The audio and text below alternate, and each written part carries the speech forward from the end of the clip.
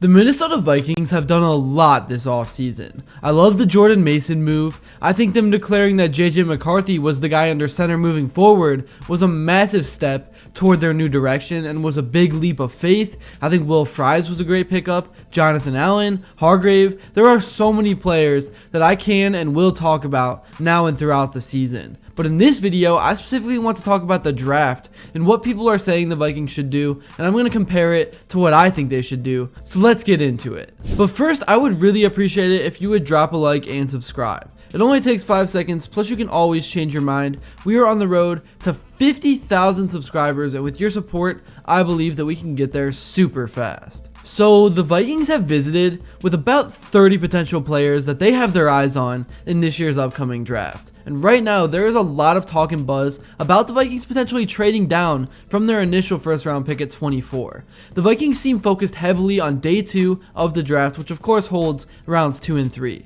Based on their pre-draft visits and player evaluations. One option could be to potentially try to trade down with the Giants, giving up pick 24 in return for the Giants' very early second round pick at the 34 spot, along with the Giants' third round pick at 65. I think this trade works for both sides because if you're the Giants, why would you pass up on having 2 picks in the first round? It gives you a ton of flexibility, and if you're the Vikings, you're giving yourself another shot at finding one of those gems that every winning team has to find in those later rounds on cheap contracts. Another option could be trading with the Seahawks.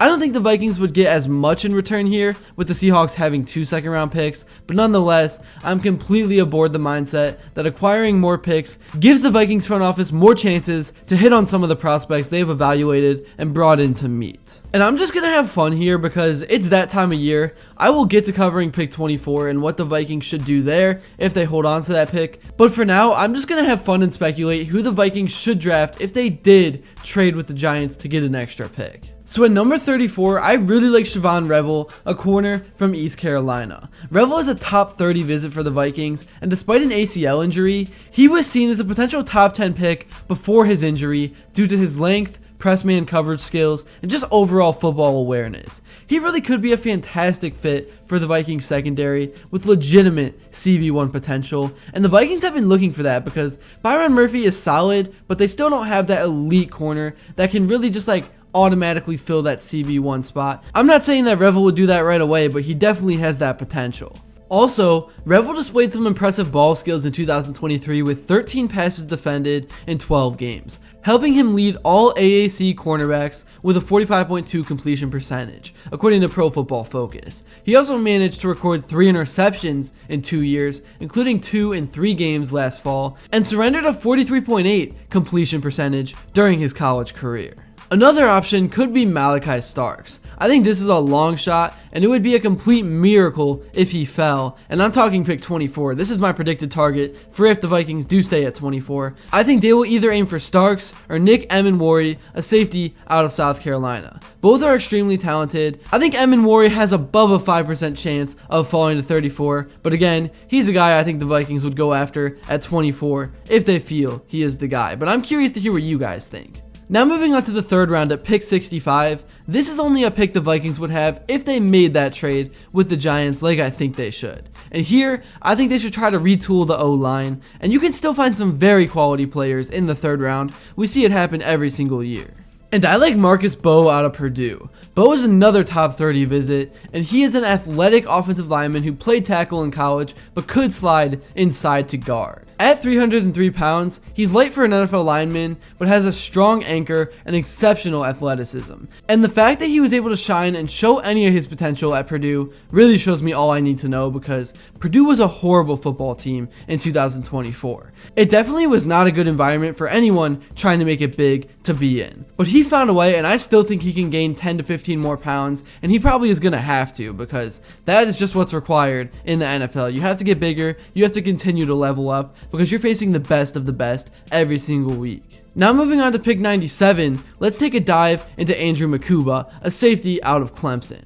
Obviously, if Stark somehow miraculously makes it to the Vikings in the first round, then this is off the table, but I obviously don't think that will happen. And Mukuba is a little undersized, but he's one of the toughest players pound for pound in the draft. His physicality and attitude would fit well in a Brian Flores defensive scheme, and with Harrison Smith likely in his final year, and Josh Metellus in a contract year, Mukuba would add depth and future potential to the safety room with this pick. Now moving on to the later rounds, in the 5th round at pick 139, I think it's a toss-up as to what the Vikings decide to do, but since I think they will target defense so much in the early rounds, here is where I think you take a shot at a skill position player. It's never bad to get another receiver, even if he doesn't see the field in his rookie season, and I like Kyle Williams out of Washington State.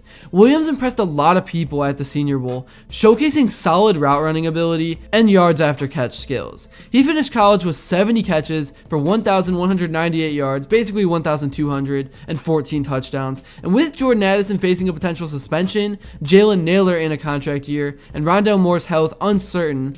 Moving on to the 6th round at pick 187, I like Bryson Nesbitt, a tight end from North Carolina. He actually was a top 30 visit, and he offers decent upside as a tight end with 107 catches for 1,510 yards and 13 touchdowns in college. He's a solid inline blocker as well with physicality, and he's projecting as a tight end 3 with potential to climb to the number 2 spot in the Vikings system as soon as this next season. Round 7 is a complete toss-up. It's hard for me to even predict what's going to happen, but I'm just going to say Nazir Stackhouse, a defensive tackle from Georgia. It's never a bad thing to add a Georgia Bulldog to your team, especially a defensive lineman, because they just produce them every single year.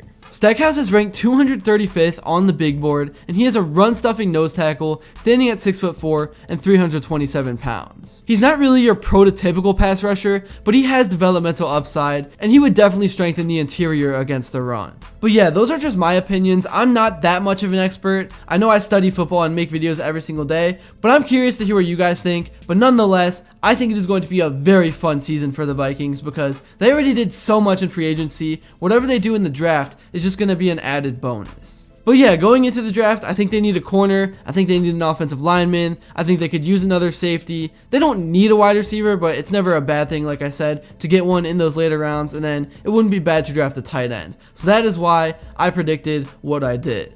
That's really all I have to say for this video. Thank you all so much if you made it to this point, and if you enjoyed and haven't yet, please be sure to drop a like and subscribe because your support truly does mean the world. And also, let me know what you'd like to see next, and until then, I will see you all later. One of the great, young, smart general managers in this business in Minnesota, Kwesi Adolfo-Mensah. Like, he's a homeboy here. He's from Cherry Hill, New Jersey. Went to high school right down the street. His mom lives right in my town of Marlton, New Jersey here. Like, this guy is, you spend 5 minutes with Kwesi and you're like, oh, will be better. They get their all-pro left tackle back. The defense is going to be stout. This should be a lot of fun, this NFC North next year.